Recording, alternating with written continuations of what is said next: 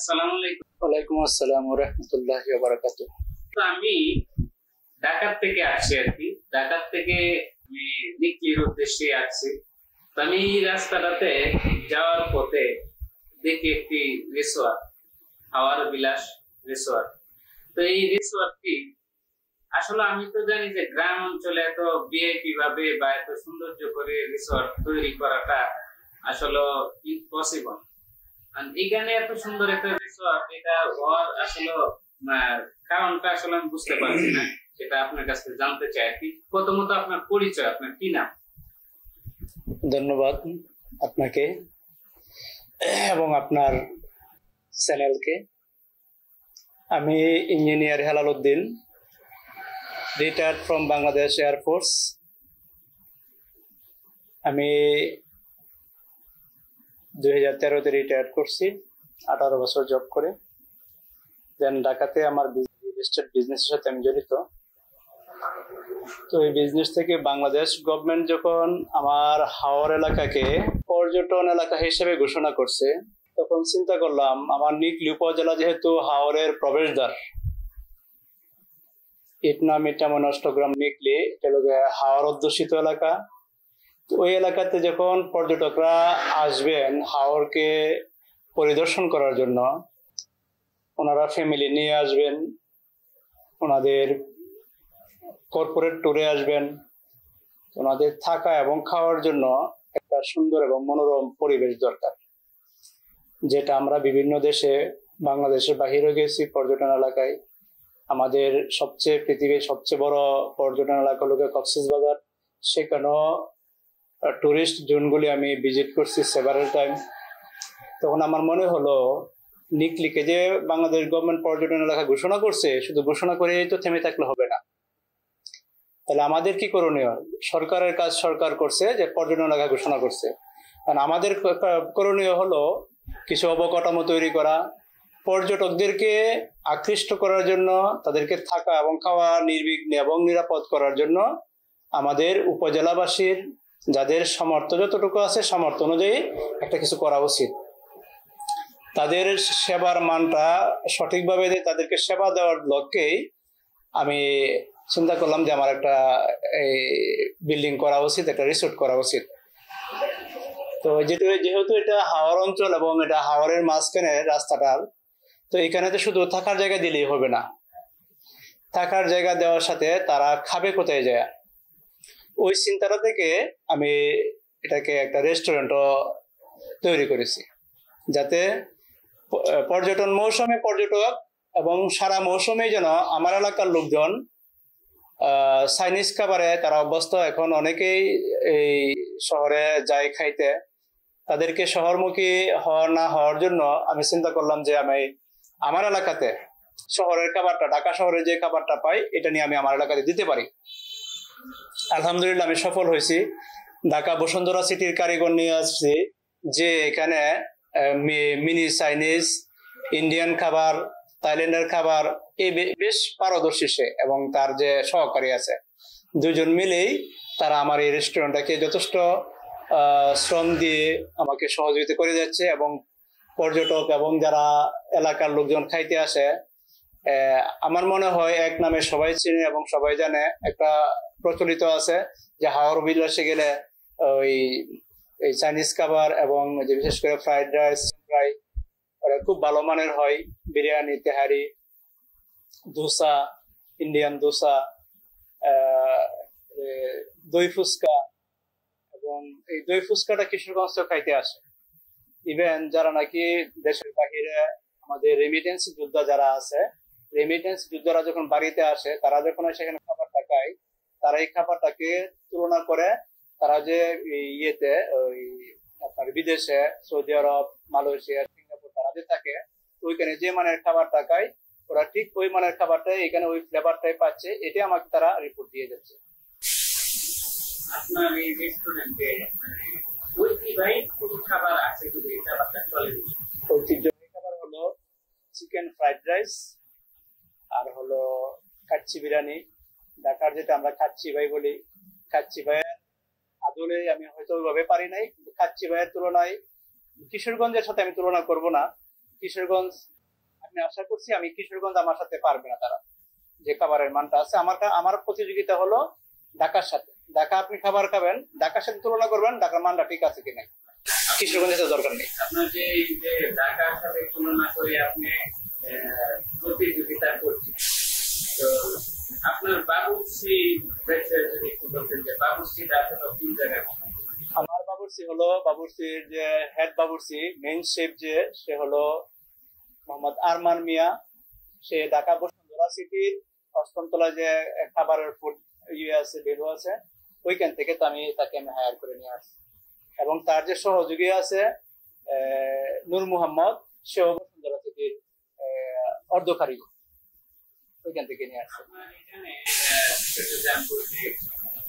কেউ যদি আসে কিভাবে তালাশ করবে? আচ্ছা, ধন্যবাদ। তালাশ করার জন্য আমার একটা ওয়েব পেজ আছে হাওর বিলাস রিসোর্ট নামে। ওনারা নেটে যায় এটা সার্চ করলেই পাবে, হাওর বিলাস রিসোর্ট লিখলে চলে আসবে। আর ব্যক্তিগতভাবে আমার একটা আইডি আছে হেলাল উদ্দিন, ওইখানেও পাবে। হাওর বিলাস যেহেতু হাওর বিলাস রিসোর্ট, হাওর বিলাস যে সার্চ করলে তারা পাবে এটা নেটে। জি, আপনাদের ঢাকা থেকে আসা পর্যন্ত, আপনার এখানে আসা পর্যন্ত মানে কেমন খরচ হতে পারে এটা যদি বলতেন তাহলে আরো খুশি। ওকে, ধন্যবাদ। ঢাকা থেকে যদি আমরা বাই ট্রেনে আসি তাহলে 150 টাকা সাধারণ যাত্রীদের জন্য, আর এসি টিকেটের জন্য হলো 250 টাকা। ঢাকা টু কিশোরগঞ্জ অথবা ঢাকা টু বসিরহাট যেখানে নামবেন ওইখান থেকে নেমে সিএনজি আছে অথবা অটো রিক্সা আছে, 60 টাকা ভাড়া অথবা 70 টাকা ভাড়া সিএনজি দিয়ে সরাসরি আমার বাজারে নিয়ে আসবে অথবা আমার রিসোর্টে নিয়ে আসবে। সর্বোচ্চ আপনার এখানে আসতে 500 টাকা খরচ হতে পারে ঢাকা থেকে, এরকম 250 আর হলো 100, 350 টাকা খরচ হবে। এই আমার ঢাকা কমলাপুর থেকে ট্রেনে উঠলে 350 টাকা দিয়ে আমার রিসোর্টে চলে আসতে পারবে। আর বাসে আসলে মহাখালী অথবা যাত্রাবাড়ি অথবা গুলিস্তান যে কোনো জায়গা থেকে 350 টাকার টিকিট আপ টু কিশোরগঞ্জ পর্যন্ত। কিশোরগঞ্জ থেকে 70 টাকা সিএনজি ভাড়া এখানে আসা পর্যন্ত, মানে 420 টাকা অথবা 430 টাকা খরচ হবে বাসে আসলে।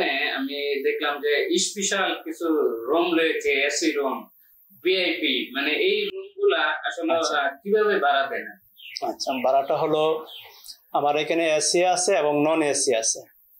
এসি কাপল রুম 1500 টাকা, নন এসি কাপল রুম 1000 টাকা, এবং একেবারে সিঙ্গেল রুম যেটা এটা একটু ভিআইপি টাইপের এটা 1000 টাকা। ফ্যামিলি রুম 2500 টাকা, আর যেটা শুট আছে এটা হলো 3000 টাকা এসি। নন এসি হলে 500 টাকা কম নেই। সময় আগের দিন যে কোনো সময় চেক ইন করবে, পরের দিন দুপুর 12টা পর্যন্ত চেক আউট টাইম। 24 ঘন্টা, 24, 22, 25 যতক্ষণে থাকতে পারে। 24 ঘন্টার বেশি হয় না। আগের দিন 12টায় আসলো বা সকালবেলাও আসতে পারে, যে কেউ সকালে চেক ইন করতে পারে। চেক আউট হবে পরের দিন 12টা। এটা 24 ঘন্টা হয়, 18 ঘন্টা হয়। এবং এই যে আপনার যে কমিটি সেন্টারের হিসাব তো আপনার এখানে রয়েছে, কমিটি সেন্টার যেটা যে গেস্টরা আসা আচ্ছা, খাবারের অনুষ্ঠান, বিভিন্ন সুন্নত খাতনা বা বিয়ে বাড়ি, ধন্যবাদ যাকে বলে, এটার বিষয়টা যদি একটু বলেন। ধন্যবাদ। এখানে আমার একটা কমিউনিটি সেন্টার আছে। এখানে বিয়ে শাদীর অনুষ্ঠান হয়, গায়ে হলুদের অনুষ্ঠান হয়, সুন্নতি খতনার অনুষ্ঠান হয়, তার জন্মদিন পালন করে। অধিকাংশ গেস্ট যারা আছে ওরা রেস্টুরেন্টের ভিতরে একটা অংশ নেয়, যারা নাকি জন্মদিন এবং ছোট আকারে ছোট পরিসরে 20 জন, 30 জন বা 40 জনের যে আয়োজনটা এটা রেস্টুরেন্টের ভিতরেই করে।